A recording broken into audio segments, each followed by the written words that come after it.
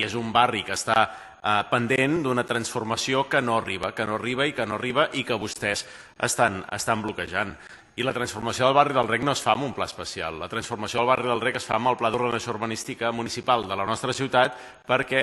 això és com la teoria de sistemes. El que passa al barri del Rec afecta a la resta de la ciutat i el que passa a la resta de la ciutat pot afectar al barri del Rec. Si volem que el Rec sigui de veritat un revulsiu per Igualada, per la Igualada del present i la Igualada del futur, evidentment s'ha de fer emmarcat en una planificació de tota la ciutat i encara més podria ser en una planificació en l'àmbit de Conca, perquè el barri del Rec és ben bé el centre neuràlgic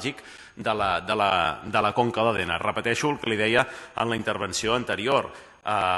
L'obertura al mar que va fer la Barcelona Olímpica no van fer un pla director per obrir la Barceloneta al mar, van fer un pla de transformació de tota la ciutat que anava des de la ronda de dalt fins a la ronda litoral, obrint el mar i dotant d'equipaments la ciutat i revisant el model Barcelona, i això és l'èxit, i això és el que nosaltres volem per Igualada, que l'obertura al mar de Barcelona sigui l'obertura al riu, sigui l'obertura al nostre ciutat a través de la transformació del Rec, però no només del Rec, sinó amb una visió de conjunt, una visió de ciutat, d'Igualada i de Conca d'Òdena per decidir què ha de passar al barri del Rec. O es fa així o no cal fer-ho, perquè si no es fer un pedaç més que no ens servirà per als propers 10, 20, 30 anys i per a les properes generacions de la nostra ciutat.